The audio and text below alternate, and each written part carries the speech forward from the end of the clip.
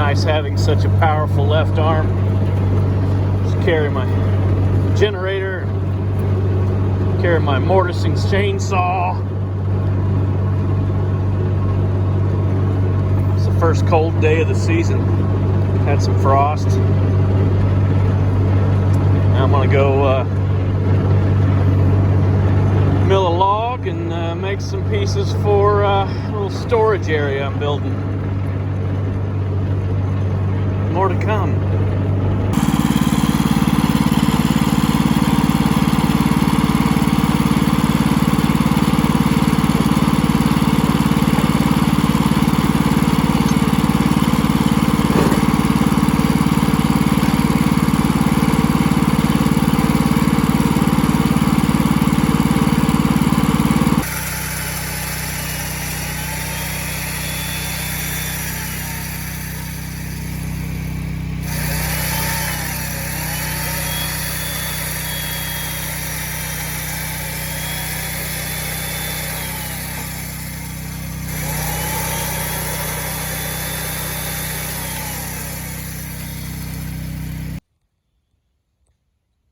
It's a Thursday evening, and most all the leaves are down now. I've been busy doing all kinds of little things, but I'm at the bunkhouse, and it was suggested that I do a little deck extension here. And in my haste, I set a couple of white oak posts without doing a whole lot of thought, and then built this this deck on here. And then I realized I could add a timber frame element to it, and I just made my life a little harder. But yeah, white oak and chestnut oak, kind of cantilevered here. I got a wind brace to do, and this will be firewood storage under here. I got about a 3-foot overhang, and then I got some storage stuff behind here.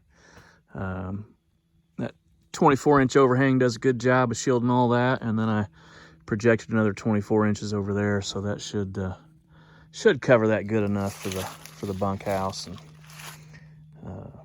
you know, storing crap and whatnot.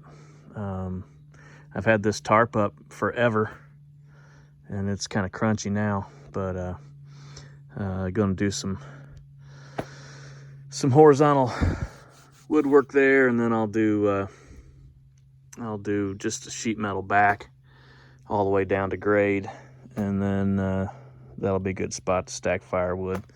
And the other side over here, fair warning, it looks a little junky around here. Been dealing with rain. But this side here, some more horizontal members, and then I'm going to do some board and batten to match the rest of the bunkhouse. But as you can see here, I got that 2-foot, and I got 3-foot out here, so I should be able to get a decent size rick of wood there to feed the stove in the bunkhouse. The excavator, let me back up a minute. I had a couple buddies come over and help me set this post, or excuse me, set this this piece here, but I used the excavator and a couple straps to set this one, and it worked out great. So I got some cleanup to do. That white oak is about 2 years seasoned and harder than hell. And I had a little nick out right there, so the joinery is it's not great, but it works for this. And I think once all that ages, it'll just mostly disappear. And like I said, it's the bunkhouse. Yeah, so yeah, that would have been a lot easier just to do all those pieces, you know, on a workbench and then assemble it properly. But it's fun dancing around a ladder and doing these Tenons, and I'm gonna have to lay out the wind braces, holding some pieces up there and making a pattern, and then pull these off and put the wind braces on, and you know, do my pegs there. But little sidetrack job instead of milling posts for the house.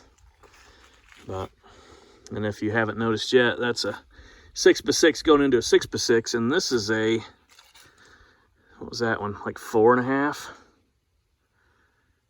going into a 6x6. So odds and ends joinery. just using what I got laying around. I got some wane on that one. These were just laying around, so I'll draw knife that wane out of there so it doesn't rot and get janky. And I think it'll work for firewood storage and storage behind the bunkhouse there. So that's what I've been working on. And it's nice and quiet out here.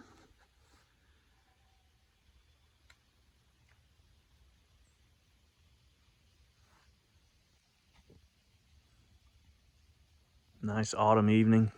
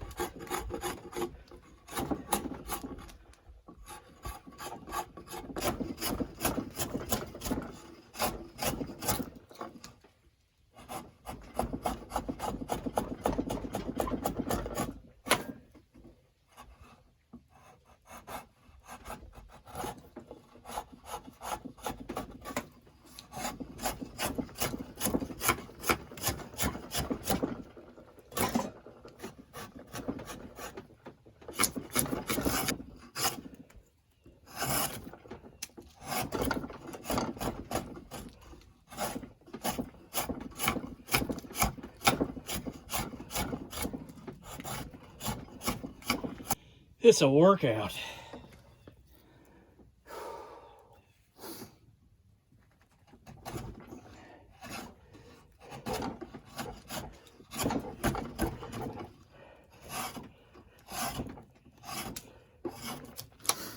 You want to pare away that corner down to your line on both sides, and then work that down in the middle.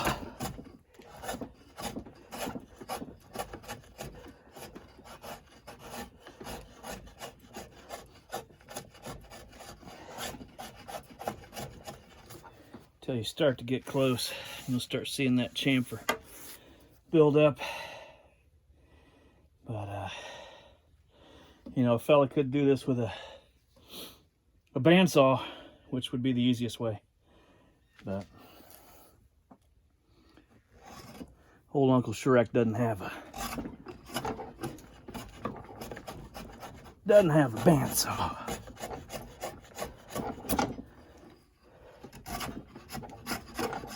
So you get it close with a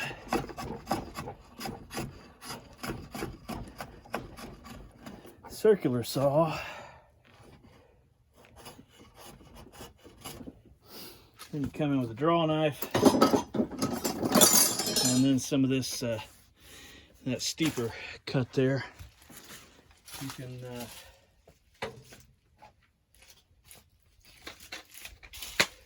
steeper cut there. You can use what an old buddy calls a do more grinder, because it does more at once.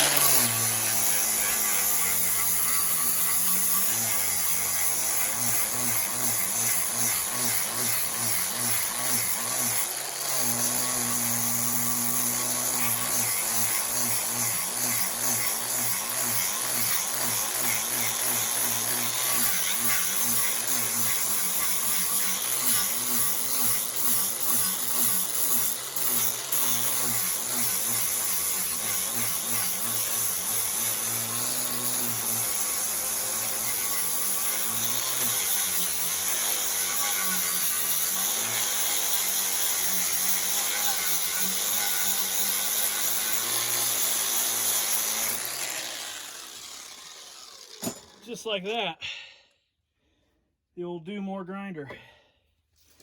And then you can come back and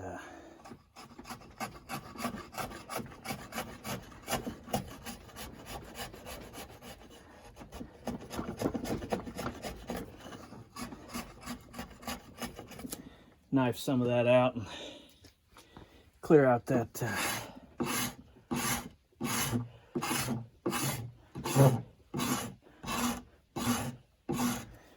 those saw marks. You can put some chatter in there like I just did.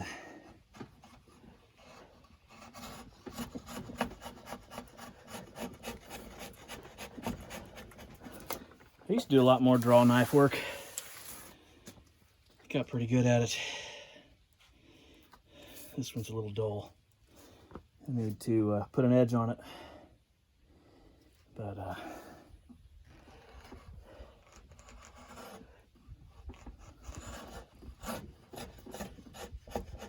you can do some fine work with a draw knife.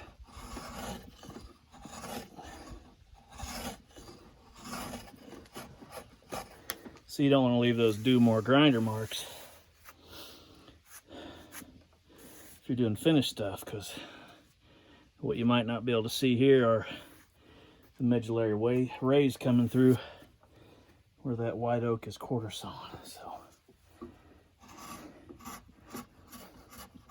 you could spend a bunch of time. Well, if you're doing some interior finish work,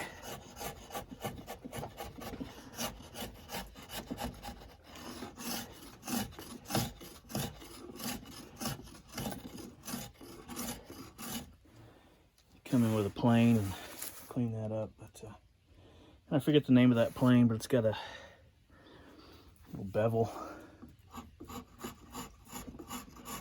Or choke up on your draw knife and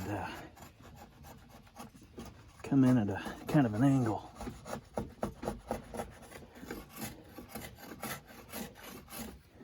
And pare that down.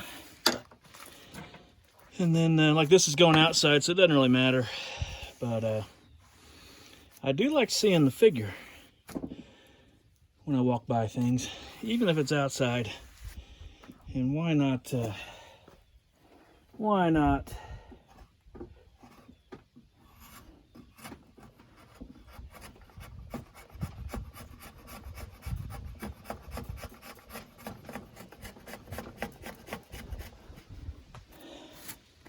you don't want to belly out too much with that grinder. And then another thing is too, is you take your dirty glove, your dirty hand, and then you can see the high spots.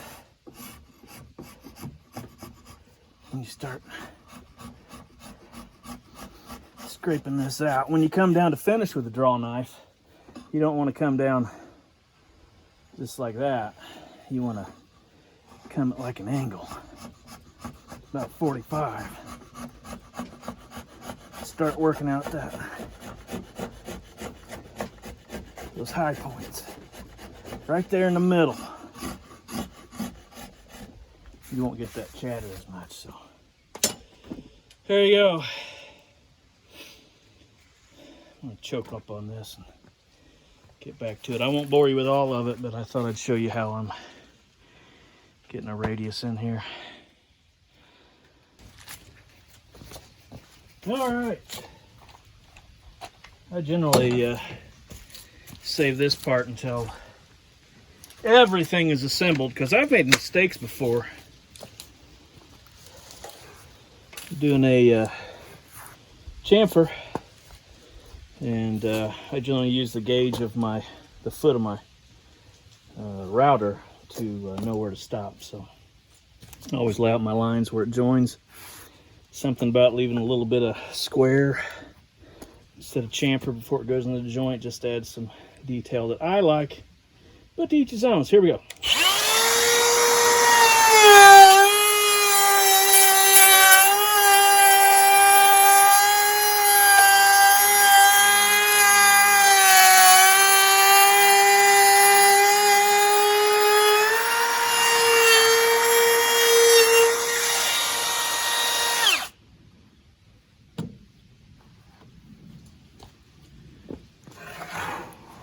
I've marked my joinery lines, and that's my point to stop.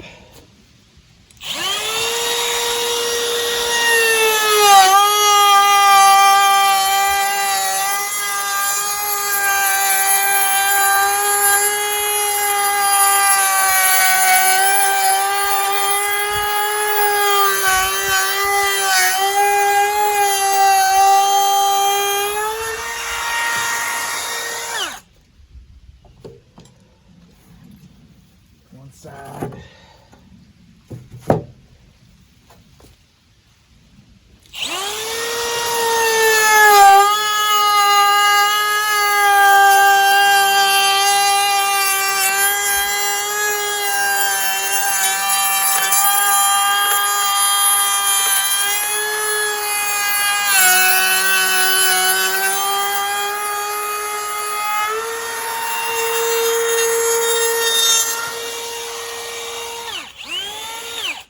You could do this with a draw knife.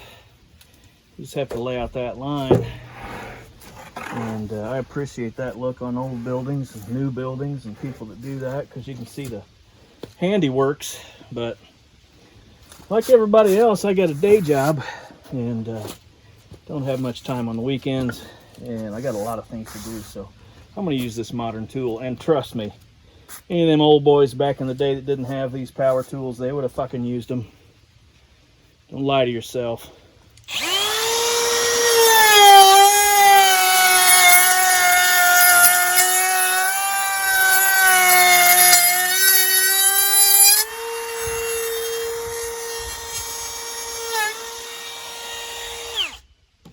There we go. Oh, I got some tear out. Look at that shit. I'll work that up later. You just take your knife and shave that off. It'll be okay. Anyway, that leaves a nice finished look. Oh, also, don't use, if you got steel, these collapsible sawhorses, if you're using white oak, don't lay it on them, because it'll rust. It'll rust that steel immediately, and then you get this discoloration in your oak. Put a piece of wood on top of there.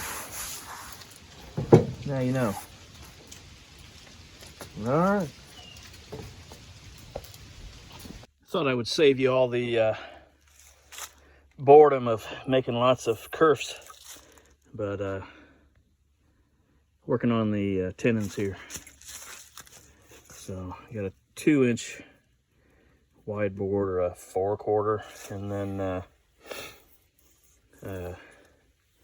making a tenon that's 1.5 inches, just cause you want to kind of hide your joint. So that should kind of disappear and just go seamlessly into the wood of the post. But I'll work on chiseling those out now and get those done. So, and then all you'll see protruding from the post is this nice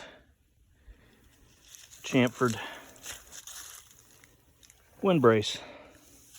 It's all that draw file work that nobody will notice but me and you. So I'll get back to it. This is kind of my favorite part, seeing the individual parts sorted out. So there's a 2-inch board with 1.5 inch tenons. I did the saw curves and then chiseled those out and dressed them down with the Do More grinder, and got those all ready to go. But yeah, that's fun. Neat seeing that product.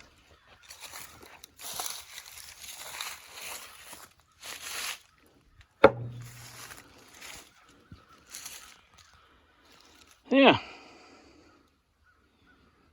I think that'll be pretty when it's all said and done. Pulled the tops, and I've got my my mortises cut. Just got to do some cleanup on the inside, and then those will be ready for tenons. And then I just need to drill and do some chisel work on the posts, and I can put this thing together and drill some holes and run some pegs.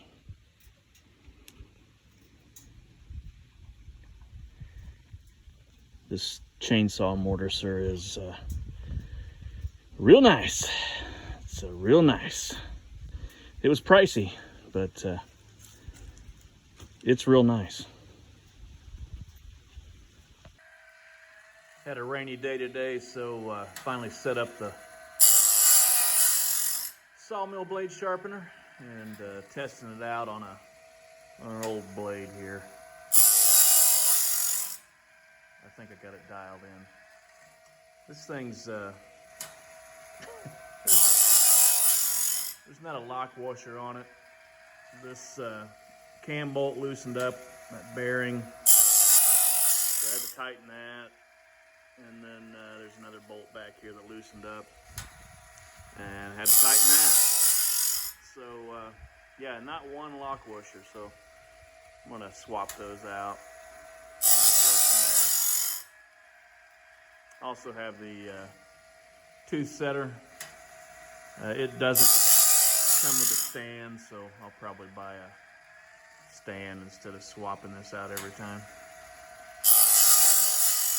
The arms back here, it's almost like it needs a third one out there to carry that weight evenly. I've done some adjustments, but it kind of is what it is. It's a lot better than trying to hand file this thing, I know that's for sure. So, you know, some guys send them out, some guys buy new ones. I thought I'd see what I can do here.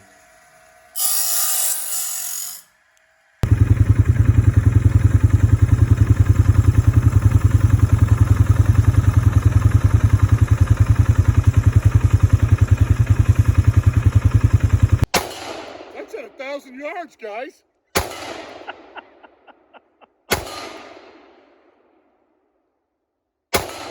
Miss. Miss. Miss. Miss.